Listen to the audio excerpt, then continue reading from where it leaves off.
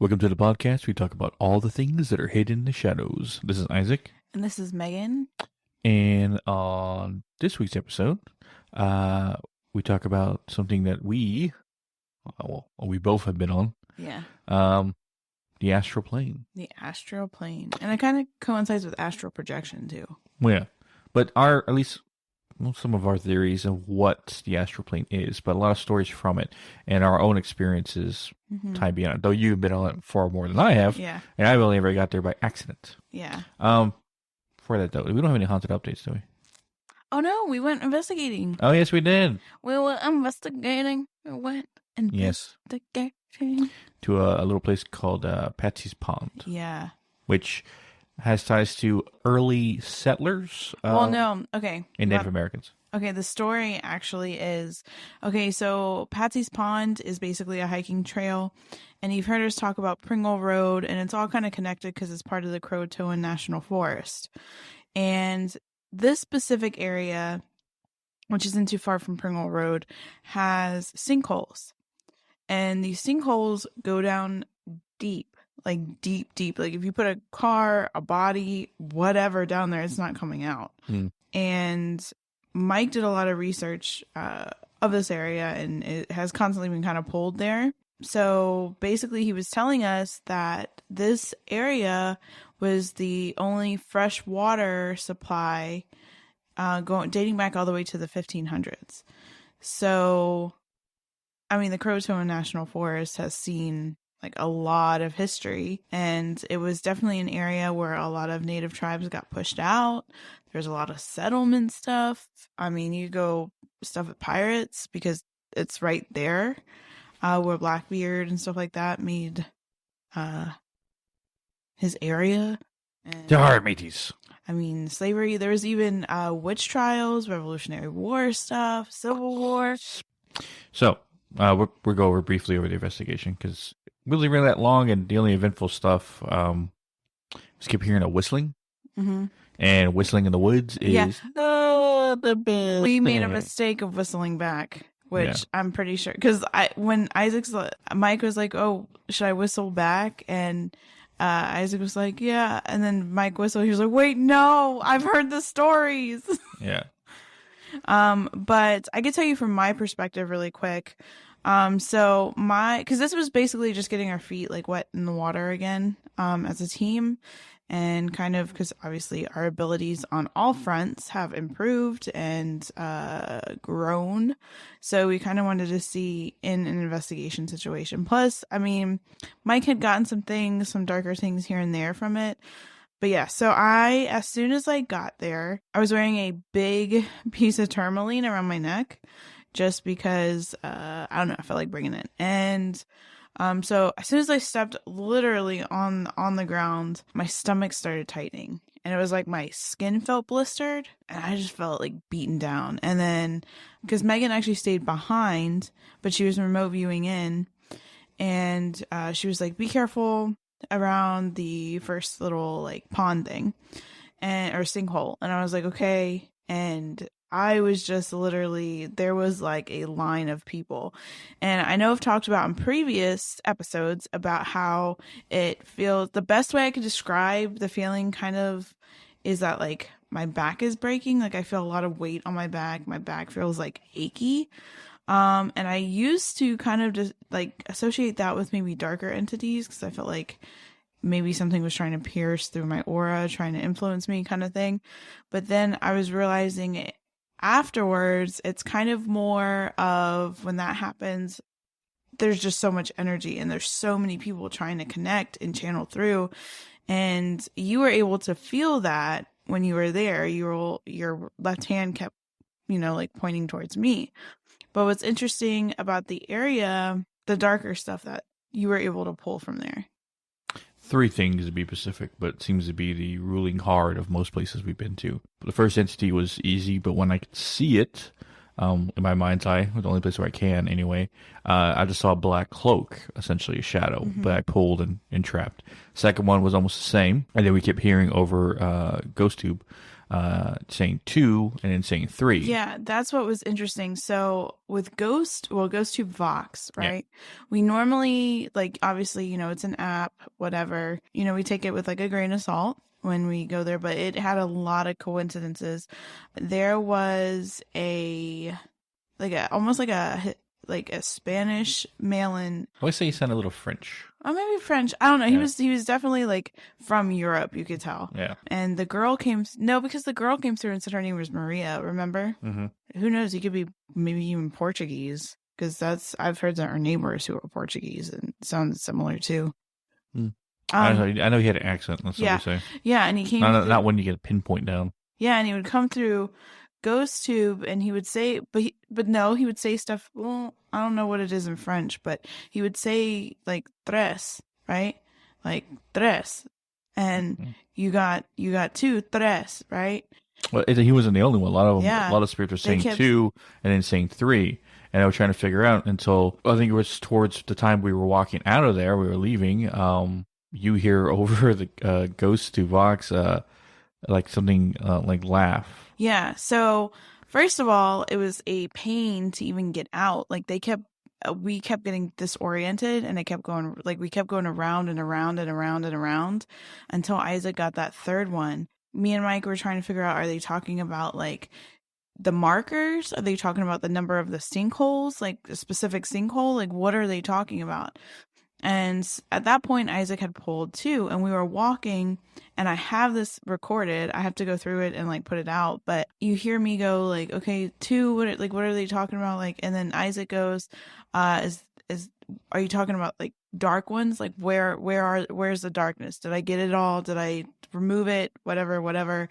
And then, you hear this like witch cackle, like a straight up cackle. And she goes, not me. Like it was freaking crazy. And long and behold, we're just standing there, and I couldn't actually like see it. It happened so fast. But Isaac, you know, turned right hand and pulled, and yeah. Yeah, and this one was a little tougher than the other 2, but I think there was the head. But after I pulled a third one and I looked into the ring to see what they were, there were 3 witches. Yeah, or like hag things. They look like witches. Yeah. But I basically said witch inside the ring, and I guess the first one kind of like saying you won't be able to hold us here, right? Mm-hmm. She did deny or disacknowledge what I called her, so I mean, kind of like that. Yeah. But of course, in the ring, nothing escapes, and then I left it there. But yeah, so that confirms that the spirits are telling us you got 2. There are 3 dark entities, and after that, it was kind of easy walk out of the trails and stuff like that to get out of there. So we asked spirits if they want to cross over. Some of them, I guess, there was a lot but a lot of them wanted to stay. Yeah. Yeah. And I guess maybe they just weren't ready. Like I said, I was trying to get specific kind of like footage. We really kept going. We really didn't stop that much. So, but one kind of experiment that I want to do that I'll talk on this episode is dealing kind of with the astral plane and like astral projecting a little bit. But next investigation, I'm going to talk about this and actually try it. Yeah. But no, another kind of like EVP that blew my mind was this one, like he sounded like he had broken English, and he kept calling me Green Eyes, like over Ghost Tube. And I was like, whoa, that's kind of interesting. You know, like just like it was descriptive. Yeah. So it was interesting. Unfortunately, like some of them just wanted to stay. And that's the thing, is that, you know, we talked about it before multiple times on here, that, you know, when Isaac says clear, it's not clear. It's removes any negative energy that is essentially bullying the living and the dead and preventing them from crossing, capitalizing on their lower vibrations that got them stuck here in the first place, if that's the case. And then we provide the opportunity to communicate, to cross. And sometimes there are people that do not want to cross. And I put this down that, you know, like as a psychic, I will not cross anybody that does not want to cross. If they do not want to cross because of some reason, I'm not going to force them to cross, because essentially that's against free will, in my opinion. So yeah, that's just me. Other people have other viewpoints on that, but that's essentially a great example of, what our team is trying to do. And I don't want people listening to be like, oh my God, they go to these places and then it's never haunted again. No, that those spirits are still at Patsy's Pond. So It's not anything dark anymore. Yeah. So, which we'll probably go back again to, I guess, kind of once over and check. I feel like it's a good practice spot, for communication and for stuff like that. Because I know definitely at the very, very beginning, when we first went in there, I did not feel good. Now, it was a mix of being channeled, because I know there was a specific entity that I kind of want to go back and see if I can help him. And I think it was a mixture of so many people were trying to hey, you can hear me? Cool beans. This is what happened and da da da da. But there was one specific spirit that was really trying to get across what happened to him. And it was not pretty. And I think that's why my skin felt blistered really bad. But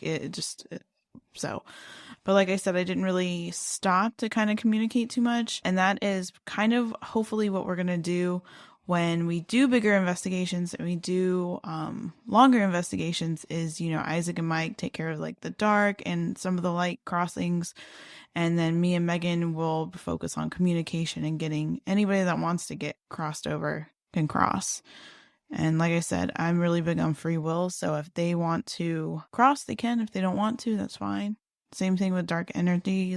You make the choice to do what you do. Bullying. So, yeah. This episode is going to be a little out there. I'm going to tell you that. And it's a lot of what we experience, because I know for myself, this is actually one that I wanted to definitely take on, because I feel like I do it, I wouldn't say on a daily basis, but regulatively. And I think that's one of the reasons why you come back and listen to us multiple times, is that we are not like other podcasts. We are participators in the game of paranormal. Oh, yeah. On certain things. I haven't seen... Well, no, I have seen... We don't really go after cryptids. But, yeah. Cryptids aren't really our thing. I feel like... Though I feel like we might run into one every time we go in the woods. Well, no. I was really... not... Okay. So, there was actually some, stuff on some forums, some local forums about skinwalkers around the woods area. Wooded areas around here. And, up to where we were. And when I heard that whistle, it took me a split second because I was trying to focus on something else. But when I heard Mike whistle back, I was like, damn it. I was like, I do not want to encounter a skinwalker. But yeah, so your face too. And you realize I had a second to realize, oh shit, don't do that. But it very well could have been a bird, because there was... the Croatian Forest is very weird in sense of wildlife. We had to dodge massive spiders as well. So massive freaking spider. That wasn't fun. No, Mike was so close to running into a web. The thick webs too. Yeah. I know people wait, you go against demons and stuff like that, but you're afraid of spiders. Spiders can bite you. Yeah, they crawl on your face and stuff. Yeah, and they make weird boils if you're unlucky. I don't know. Rotten. The reason why I'm in pest control now. Yeah. Okay, so going into this episode, because I know that was a long tangent, but we really didn't have a haunted update for you until recently. So yeah. But like I said, disclaimer: this is going to be kind of out there episode. Mm-hmm. A lot of it are from our own experiences, some theories, and some stories you found from other people's experiences as well. Yeah, because we always like to talk about things that. From our own perspective, because not everyone in the world experiences a quarter of the stuff we go through on a daily basis. Yeah. So it's entertaining. I know for a fact if I could hear someone talk about hunting cryptoids, that'd be interesting. Oh yeah, but actually seeing them. But that's what, I guess most people listen to us in the first place is that perspective. Yeah. So like I said, we're talking about the astral plane, which will correspond with astral projection. And astral projection, it's not something new. Astral projection has been talked about in ancient times, multiple religions. I did find when I was researching, a lot of scientists don't want to dive into it because there's no kind of evidential proof. Because anybody that wants to know what it's basically like an outer body experience. I feel like astral projection is like the act of, and where you go is the astral plane. Well, to astral project is to go into the astral plane, right? So astral plane would be like the location, and then astral projection is like the act of. So a lot of people have described it where, you know, you get out of your body and you could see your own body. Now, for me personally, I've never actually seen my body like outside, but I've felt my body go back into my body, if that makes my soul back into my body, if that makes sense. And I always talk about on here about dreams and about like just the craziness that kind of occurs with me with dreams. And a lot of times astral projection is used to get visions, it's used to get messages, and I truly believe that there's a set of psychic abilities or a form of abilities, people with supernatural abilities that have specific ability to astral project and to go very far onto the astral plane. Like for me, and a lot of people will use a form of astral project or meditation to astral project. Because like for me, I don't necessarily have to go to sleep to astral project, even though that's what they, a lot of shamanic people use it to help people that are battling with diseases and stuff like that and dealing with dark energies on them. So they will actually go out of body to combat that. So basically when you're doing that, you're going off of our plane onto a higher dimension, if that makes sense, and being able to look down. If that makes sense. And that's the thing. And I know we talked about it a while before, but the whole concept of the ether. And I always talk about the ether as the sense of the spiritual realm where ghosts and spirits hang out, demons hang out, and demons essentially are as far as that. And I always chalked it up to my own theories that that's the fourth dimension, right? Where time and space don't exist, or at least not in the way we see it. And you have to go to a higher dimension to see the lower dimension. So you have to go up to the fourth to look down on the third. Yeah. Which if spirits live on, they can easily, of course, see us, and they not say communicate, but they have to come onto our plane of existence in order to do so. A lot of this is theorized. It's not any real proof other from what experiences and stuff like that. So, if the astral plane is not the ether, is it like is it in between our plane of existence and the the ether itself? I don't know. If you were to ask me, I feel like it's the same kind of thing. It's a section of the astral plane, if you were to ask me. So, I think that makes a little bit of sense and not at the same, because from what our descriptions of people have described the ether and stuff like that, see spirits. But then again, I guess it is at the same time, because when I astral projected, my own experience, I know I've told the story a couple of times before, but when I basically shot myself out of my body out of pure rage, to grab the spirit that was trying to take me out of myself, I was basically the same place. The same room, same lighting, same everything. Granted, it looked a little weird, but other from that, I was in the same place, but I was out of my own body. And I could see the spirit that was trying to do that to me. Grabbed him, picked him up, and started choking him until he disappeared. That's where I think it's not the same, because he was able to leave. Where would he go that's not the astral plane? So what I think the astral plane is, I think it's, like I said, the in-between the ether and our plane of existence, because the astral plane has to be the place where spirits are, where we can't see, but they're still technically here. So when I pull things, this is my theory, when I pull things, I'm pulling them from the astral plane. So if you were the remote view or astral project, when I do a pull, you might see what I'm pulling, because it have to be in that spot and not the ether, because I can never feel what's in the ether. Because I remember times you would tell me, oh, I'm hearing someone talk, but I can't feel anything. So that's my theory, is that I think the astral plane is the plane of existence between our realm and the ether Well, itself. see, I think it's reverse. I think the astral plane is above the ether, and then what you're looking at is the ether. I don't know. It's almost like And where was I? you If were I- on the ether. That's why you shot him back to the astral plane or wherever. Mm, I don't know. That's what I think. Because, like, I feel like, because, like, the experiment that I essentially want to do at a location is obviously once you start kind of getting better with astral projection and you start getting better with meditation, you can almost blend the two.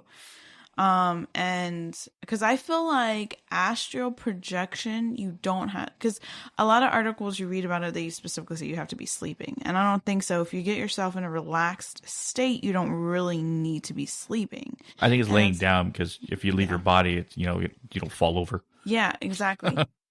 So one of my experiments that I wanted to do is, because I'm so big with doing that, is that I want to go to a location, lay down, get in a kind of like a meditated state, which I'm getting better at going in really quick, and being able to see the location from the ether, if that makes sense. Mhm. Because then I can see I'm up looking down, which means I could see what is actually on the plane.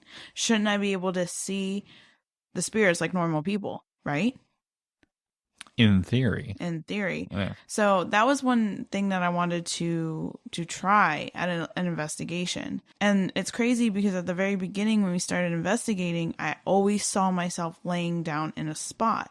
Like just laying there in the location. I never understood why. Like why that? Like why would I be doing that? That is going to be, like, for me, a way for me to communicate even better because, I'm up. Now, the worrisome part, a thought that I have, and it even deals with astral projection in general, is your vessel.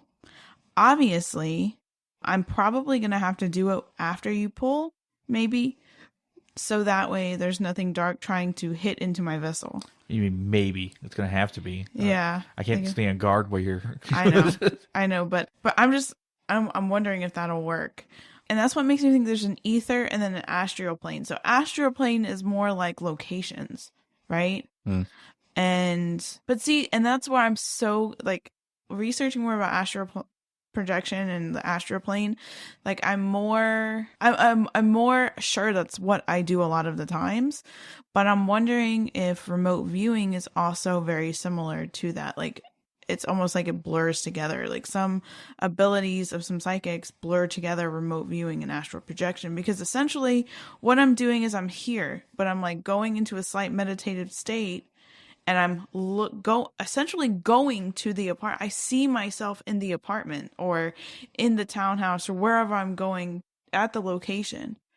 But I'm not but wouldn't that be considered an ether? Or I don't know. It's very weird. You see how my theory makes sense a little bit? Yeah. Because, like I said, if spirits, like say a spirit's right next to us, right? Mm-hmm. I can't see them. Well, you can because you have psychic powers. But anybody in their dog essentially doesn't know the ghost that's right next to them. Mm-hmm. They feel a chill in the air, right? The light bulbs might flicker and stuff like that. Things that give off that spirit's there, depending how much energy it's generating. I can feel that energy with my hands because it's there, but I can't see it, as most people can't. Yeah. So I don't have the access to the plane of existence that they're on. But I base this theory on the fact that when I astral projected, I could see the spirit that tried to run, but then it disappeared from me. Like I said, I was in the same place, same time, same everywhere, except I was not physically there. Because to me, the ether is like, the best way I could describe it is the void, right? Speaking of which, now this might prove your thing as well. Uh-huh. I don't remember if I ever told this before. Uh-oh. About my brother. Oh gosh. Oh, I know when he astral projected, right? Yeah. My second youngest brother. He was interested in the whole lucid dreaming mainly. Yeah. But he also tried astral projection out. Tried it out. At the ranch. At our ranch, our infamous ranch. This is his first and only time he's ever done it, to my knowledge. But he basically put himself in this like a deep sleep, and pulled himself out of himself. And he said the experience was like when you're so freaking tired that you're like everything's so heavy. Oh, okay. Yeah, he said that's what it felt like when he was tearing himself out of himself. It said he felt so heavy, like the heaviest he's ever felt in his life. To just like sit up out of his own body. Yeah. And when he did, he was able to turn around and look and yeah, see himself sleeping. So he got up out of the bed, feeling like 100,000 pounds, and was able to go to the door. Granted, it's dark in his room. It was dark in there, right? He was about to grab the door to open it and go out. Then you realize, hey, I don't have a body. I don't need a door, right? Yeah. So he walks through the door. He said it was like walking through smoke, right? And where he was just all darkness. There was no light anywhere, right? He couldn't see a source of light. It was all darkness. He said he started hearing things, right? Talking, stuff that he couldn't recognize, right? And he was getting freaked out. So basically, he basically moved back, laid back down in his body, and then woke up. But see, that's what I'm saying. That to me sounds like the ether. So when people see themselves out of their body, I feel like that's more of them being stuck on the ether. And you have to get through the ether to get to the astral plane. Yeah. That's how I feel. Or it could be like what you said, where the astral plane is like the typical kind of like dream-esque kind of world where you can go wherever, you kind of whatever. And then the ether is like when you go too far. But I feel like it's because it's literally it. Okay, anybody that watched Stranger Things, to me it looks like, you know, when Elle would not astral project, but she saw Max and it was like a black room, but she could see Max and she could see whatever, Vecna or whoever, Vecna. right? Yeah. To me, that's the ether, right? To me, that's what the ether looks like. And then when you saw her going into the memories and stuff, that's almost like astral projecting. To me, that's in remote viewing, essentially. That's to me what the difference is. Now, to determine which one is what, you know what I mean? Which goes first, the ether or the astral plane, or the astral plane or the ether, or maybe the ether is on a part. Like, you got to go through the ether to get to the astral plane, or when you get to the ether, it's like, hey, you got to go back. You know what I mean? Because when you start seeing, because that would make sense why, like, when people start going into the ether, it's almost like that's when they get like the bad astral projection experience. Some people. And like for me, I think it's funny that he described it as being like extremely tired, because and this just started recently, and this is part of my, like, I guess, ability or whatever. Because when I go to the astral plane, it's a lot of getting messages and being shown things and all of that kind of stuff. You gotta remember. Yeah. You are in tune to the spiritual realm. You're a psychic. So you have a higher, you're more, you say you have a tuning fork or an antenna. Let's say you use an antenna. It's a good analogy. Antenna? You have an antenna, right? I've always said it that way. And you try to correct me now. I'm 35. It's not going to work. Antenna. How do you say it? Am I saying it right? Antenna. I literally want to make a t-shirt with an ant with a little antenna. Oh my God. An antenna. Maybe a sticker. I know it. Anyway, antenna. Let's use satellite dish. All right. Okay. It's better. More up to date. But you have a connection to the other side, so you have a stronger connection, hence why when you go, it's like a walk in a park and stuff like that, versus when he went, he didn't see anything because he couldn't see anything. Yeah. He didn't have the sight to see. Yeah. And people who can astral project go, in a sense, that go into the astral plane, they tend to see things and have communication with their spirit guides or whoever, see dead relatives and stuff like that. High meditative states can get you there. And people who are psychically in tune, right, have an easier chance of seeing it. I'm not saying anyone can't. I'm just saying the psychic people who are psychically in tune have a higher chance of seeing it. The way I'm thinking about it, the more I think about it, I really think, if I had to make an assumption, I think the ether is first in the astral plane. Because the ether... The ether is just a nickname we say for the spiritual realm. Yeah, or like, I feel like the ether is like a slice in between, or it can even be a section of the astral plane, but it's the little slice in between the astral plane and like our current plane. Because I feel like, you take Tyler's example. Tyler, you'll hear it when Mariah's story comes out, but Tyler was technically, I feel, seeing things trying to attack his vessel. He was sleeping, but he was on the ether and not the astral plane. Mm. Because the ether, he saw his body and he could see these things, right? So like on an investigation, instead of going to maybe the astral plane, I need to go to the ether to see what's around. You just need to go. You know what I'm saying? Because I feel like the ether is where you see the entities, right? It's like the beginning part of when you're, and I wonder if somebody that does astral projection on a regular basis, I can't know because it's almost like I immediately went to the astral plane. There was only a slight bit of time that I stayed on the ether. I'm wondering if the ether is where people see, you know, like where you see your vessel and you see things trying to attack your vessel, essentially. Well, I did. So you were on the ether, I think. People are like, ether, astral plane, what? Okay, better terminology. Yeah. All right. It's take ether out of this conversation, right? Okay. Essentially, because it's confusing enough already. Ether is our nickname, well, a lot of other people's nicknames for the spiritual realm, where ghosts and demons are and stuff like that. My theory, fourth dimension, blah, blah, blah, right? Astral plane, right, is where you go after you astral project when you leave your body, right? You are in the realm of where ghosts and spirits are when they are, I say physically here, but when they're here, mm-hmm. right? And not somewhere we can't hear them or see them or even touch them, right? Yeah. When they're here, like when I can feel them with my ability, that's what I believe the astral plane is, whether you think so or not. But when I astral projected, that is as far as I went. And if that's not the astral plane, then the astral plane is somewhere higher that you can travel to versus just say astral plane level 1, astral plane level 2, astral plane level 3. Then you get to the spiritual realm or the ether or whatever, the further, whatever you want to call it. Like the astral dimension. Mm-hmm. Right? There's a terminology there for you. The astral dimension, right? Seems to have levels to it, even in its own place. Which that will open up another can of worms. I still think the ether, the void, whatever you want to call it, the black room, the waiting area, I feel like that's what it is, essentially, is a waiting area to get on the astral plane.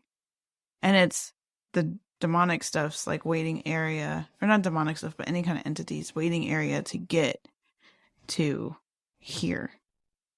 Then why can't we see them? Because it's still higher than us. Oh, sometimes you can see them. Sometimes. Yeah. So I feel like it's like they pull enough energy to be physically seen. Yeah. Because I feel like on this plane, to be able to, because you think about like a vessel and a soul, I mean, that's a lot of energy into a person. You know what I mean? That's the other word I just remembered. Yeah. The veil. Veil, yeah. I was beyond the veil. When I talk about the veil is thinning, right? Spirits are able to cross over very easily and stuff like that, or be seen, right? Mm-hmm. Versus normal times when they're not. Yeah. And when I astral projected, I was beyond the veil. Yeah.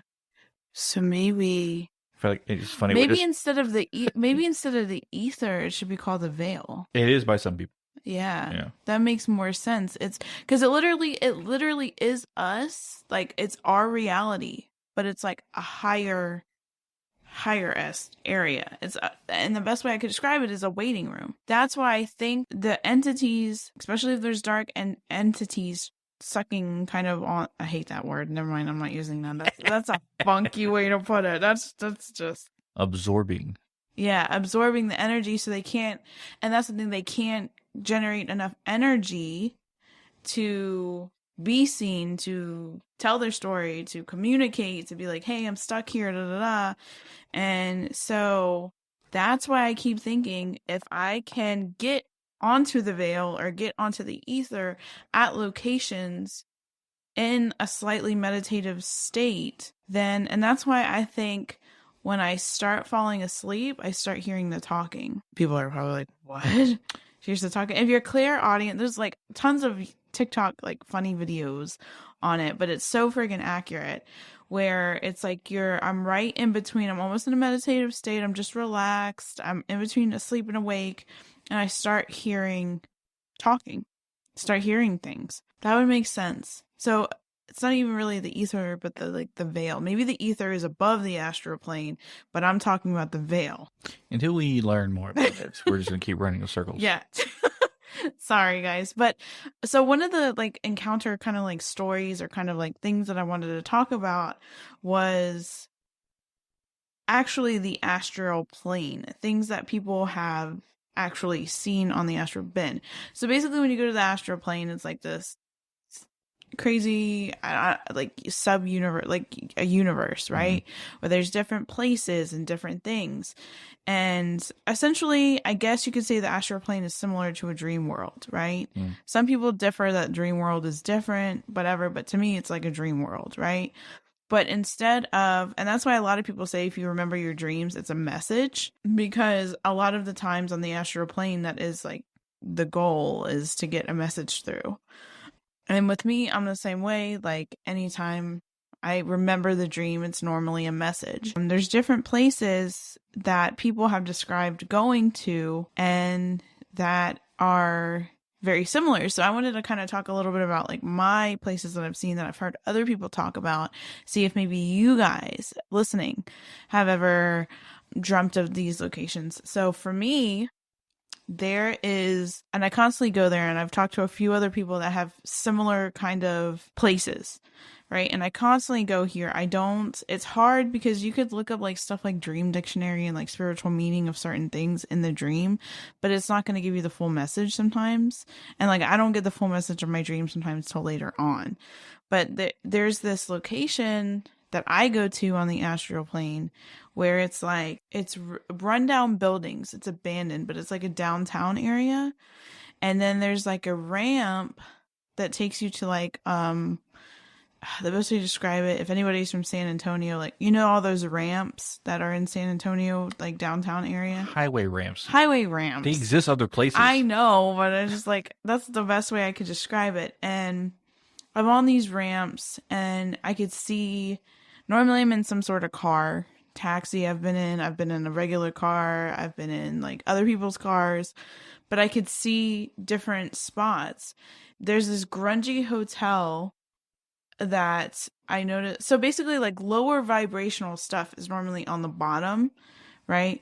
So you have like just like a rundown downtown city type area where people are like a lot of crime is happening. And then you have one and like these like hotels that just like, or I should say motel, like 1-star motels that are just grungy. And then once you get on the ramps, you start seeing like fun places like amusement parks and attractions. And I am not the only person that has seen this. Apparently another person on TikTok has described it. Other people I've talked to have described it. Another place that I've constantly seen is it's like a bridge, right? Like a drawbridge. And it's massive. And all of these cars are going on it. But the center of the bridge there's no center. And it's like, you know, like the bridges that lift for the ships? I forgot what they're actually called. But they lift for the ships. It's like Drawbridge. Drawbridge, yeah. It's like it's pointed up and you have to jump over it in the car. And it makes no sense. But I'm not the only person that's dreamt of this. Other people have done it too. And it's like you have to jump the car. Would it be easier just to fly? Yeah, but I don't know why. There's significance with the car for whatever reason. I have Sorry, you saw a normal way of travel. And then you guys know I always talk about this, but freaking swamps. I'm always dreaming of swamps. Lately, it's been where I've been in a location and the location turns into a swamp and it gets bigger and bigger and bigger. So, yeah. So there's been a lot of people that have also dreamt about that. And TikTok is a super interesting like hub in terms of people sharing their like stories about dreaming and stuff. And you can find a lot. I think it was, another place that I was able to make a connection to that I've dreamt about, that other people have dreamt about, is it's like an abandoned urgent care. Makes no sense. It's in the middle of nowhere. It's almost got the same lighting as like a gas station in the middle of the night, but it's an urgent care. I don't know what that has anything to do with anything, but it's on a highway and it's an urgent care. But people have said on TikTok, have shared their stories and have said that they have also dreamt about that. So I find that interesting. Mm-hmm. But have you ever dreamt of, because you don't really have dreams that much. You don't remember your dreams very often. I mean, it doesn't happen all the time. But when it does, it's pretty memorable. Yeah. I mean, granted, they're random, but this is an episode about dreams again. With Dreams Part 5 at this point. Yeah. But no, it's Astral Plane, in a sense, when it comes to dream world and stuff like that, I feel like they're two different places. Could you access both? Yeah, technically, but if you could lucid dream, I think you could probably activate or access the astral plane as well. But that's also, it goes in a line in the same place. I think if the dream world and the astral plane essentially are two different places, then they're like right next door to each other. And if you can open the door, you can go to either one. Yeah. And so why some people get messages in their dreams from dead relatives, people who have passed on, who are on the astral plane, who can come contact you through your dreams. Yeah. Have I had such things happen? No. Never. Not in cases like that. My dream was always random. It always seemed to be me fighting. I'm curious, though, when it comes to psychic abilities, when you're a couple and you have psychic abilities, I wonder if the like that universe pairs you, but if, like, for instance, with you don't go very far on the astral plane, but I tend to go very far on the astral plane, but I do. But I'm wondering when it comes to, like, couples that have psychic abilities, because I'm curious. Megan kind of goes on there every now and then, but I feel like Mike goes further on the astral plane. But I'm wondering if, like, when it comes to, like, a pairing of people that have abilities, so, like, psychic couples, I wonder if, like, one goes, like, specifically one goes further on the astral plane while the other one doesn't, because it's a whole you need somebody grounding here to make sure something doesn't attack your vessel. I'm saying that's where the whole idea of opposites attract, or at least one completes the other. Well, one can't do one, the other one can, right? Yeah. Kind of our situation. Yeah. I can't hear the spirits that I pull, and that's where you can. Yeah. Well, like, you take even my parents. They're not a psychic couple. My dad doesn't dream a lot, but my mom does. She's psychic. She goes on the astral plane, but my dad doesn't. I wonder if there's, like, some, like, ether rule. I don't know. I'm sorry. I know this episode is getting out there, but it's definitely, like, I feel like the astral plane and dreams, I have so many questions. And there's not a lot of evidence. Like, there's not a lot of proof. There's not a lot of anything that kind of, like, states what is and what isn't. It's just people sharing their experiences and sharing their stuff about it. So, yeah. And then, so premonition, I wonder if that's kind of in the dream world or if that's more in the astral plane. Because astral plane, I feel like maybe the dream world is more like just straight messages, and the astral plane is you going there and doing something, if that makes sense. I know, I sure did, yeah. So it's like, I wonder if, like, the dream world, like you said, is just like a message, like almost like a movie, like a message. And then the astral plane is you, like, specifically interacting with your environment. You know what I mean? Because I've had dreams where it's just like I'm being shown stuff, and then dreams where I'm actually doing stuff. That makes sense. I know. No, I just had that thought when you talk about how scientists don't want to study this stuff. It's like this stuff, the whole spiritual realm, the idea of the paranormal, when it comes to the human idea of the soul and how the mind works and everything outside that, is just a whole endless trove of new discoveries when it comes to, like, scientific studies and stuff like that, that's yet to be even started on. And I understand why. Is because a lot of stuff can't be measured, or it can't be reproduced in a lab or a scientific study. Like, you can't reproduce a ghost to ask questions about what's going on over and over again, the same situation, to make sure that it won't happen. I mean, it's because spirits aren't like that. They're random. You can go to the same location 50 times, same haunted location, and get a different experience every single time. Some spirits might be the same ones there over again, but you're not going to get the same experience every single time.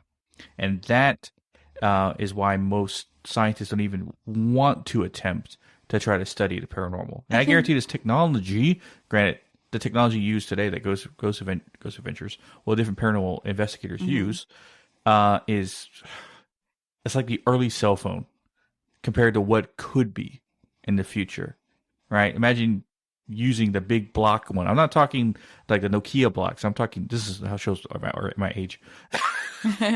That big, long, like the size of your head cell phone that had tiny buttons, like all like a phone with a giant built-in antenna that you couldn't carry anywhere else.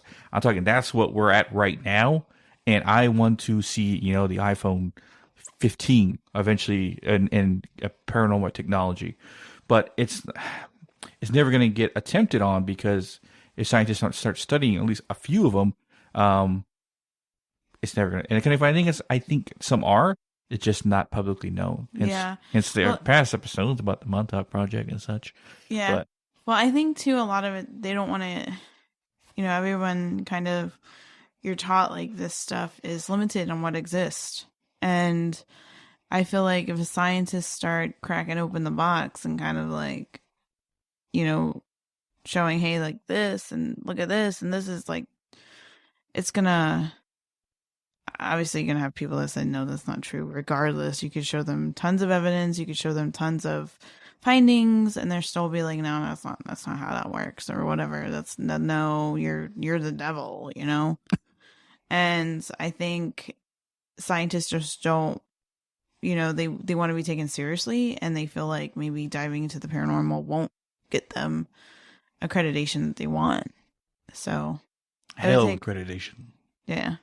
Well, anyways, but one story that I did want to talk about, because other than like people like doing an out of body experience, kind of like in that veil, void, whatever you want to call it, that like area, and seeing things like I know I have when I was pregnant.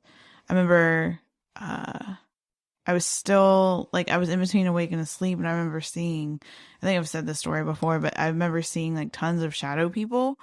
It was like the shadow-esque of a person, but they were kids, they were adults, they were like teenagers, like all around the bed. And other than that, that's pretty much where the astral projection stories kind of go. But I thought this was extremely interesting because I could also say that this actually happened to me. And this kind of like proves your point a little bit about it being above the astral plane. So, there was a story where this woman was giving birth, and she said it was very, very hard birth, very just like intense.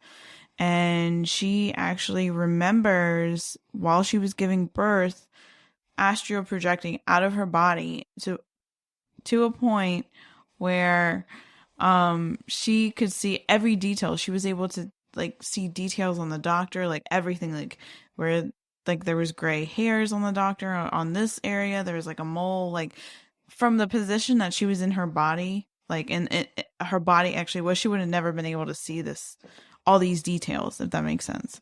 And she said it was very quick, like, obviously once the birth, whatever, she went back in.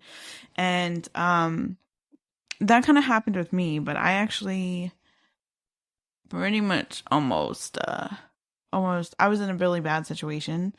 When Killian was born, I basically lost way too much blood. And I could feel my body going in shock. I could feel all of that. I had the epidural, but I could still feel kind of like what was going on. And I remember I started kind of slipping, where I was like, I was getting, they put the oxygen mask on, like, get the oxygen mask, and I'm starting to slip. It felt like a slip, like I was getting really, really tired, right? I was like, what's going on? What's going on? What's going on? And I could feel myself slowly lift, like literally lift almost out of my body. And it was like everything, I don't know, like it got very, very loud, like loud but quiet, if that makes sense. And I could hear people's voices that were not like the doctors, essentially. And I could hear like, no, Megan, go back, like, no, it's not your time, you gotta go back. And I just find that surreal because, I had psychics look into that situation. Like, because I was curious, like, did I almost, like, die?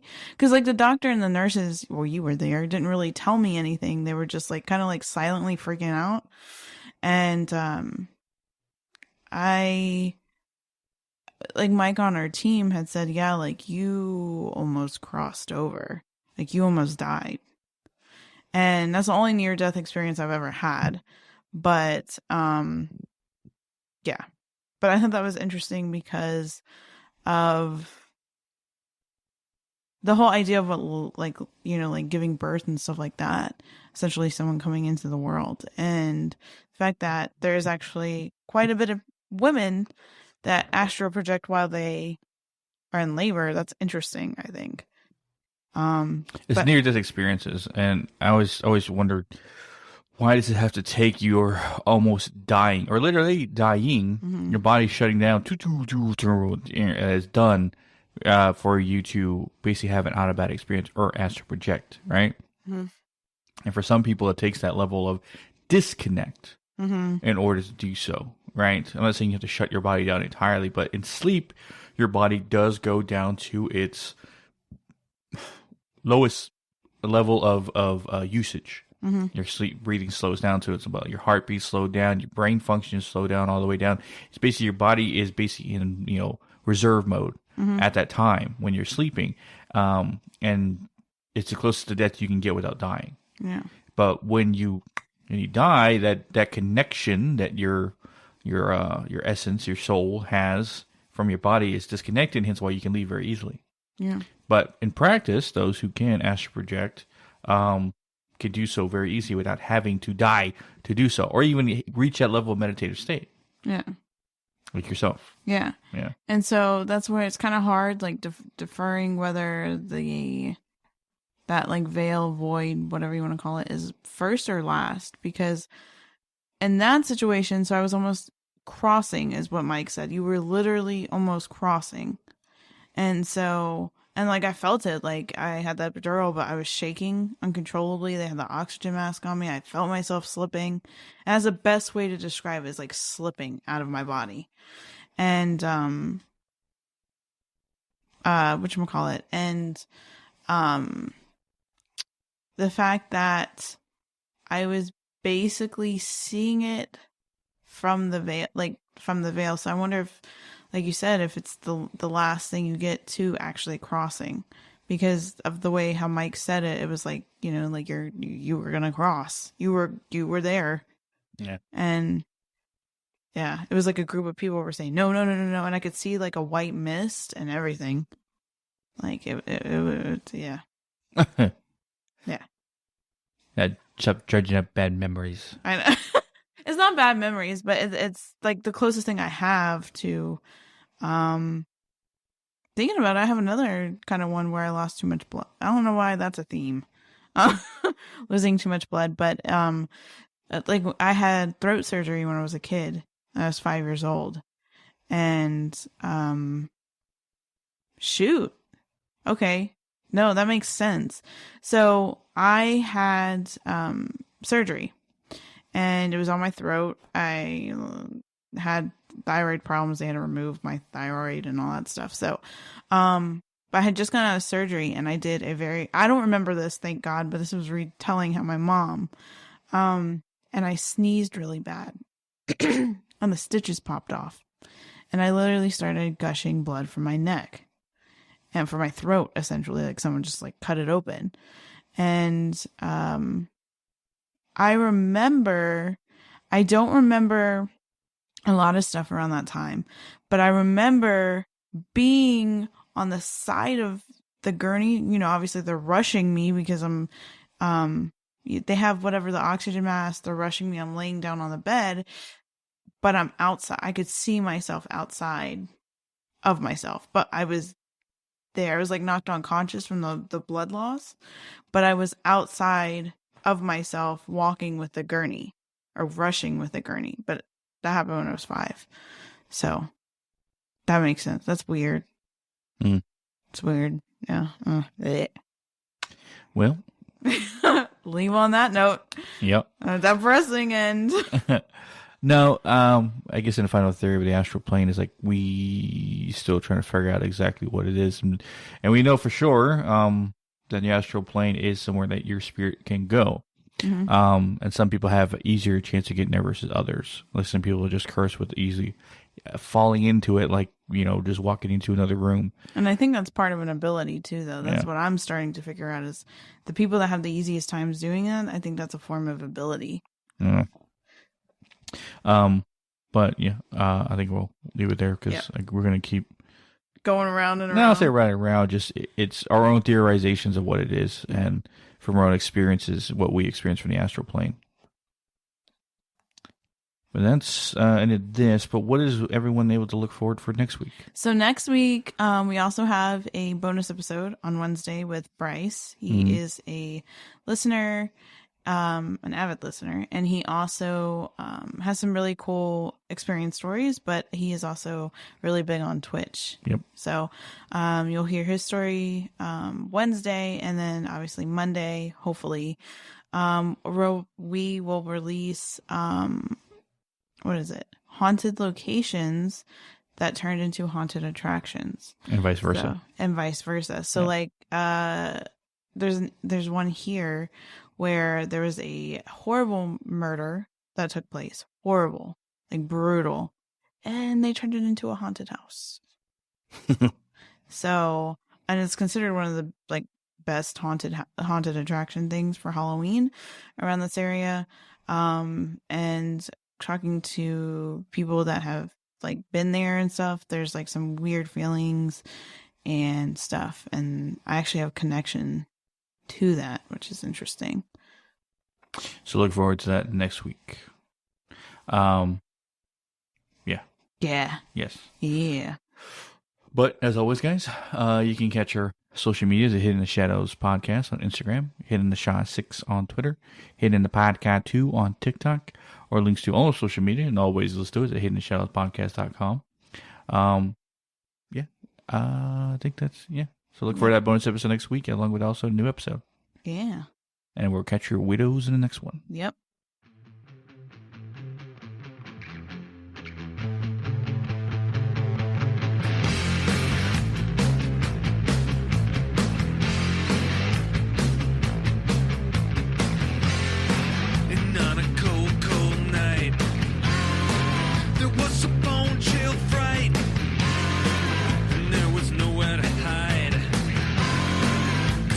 Monster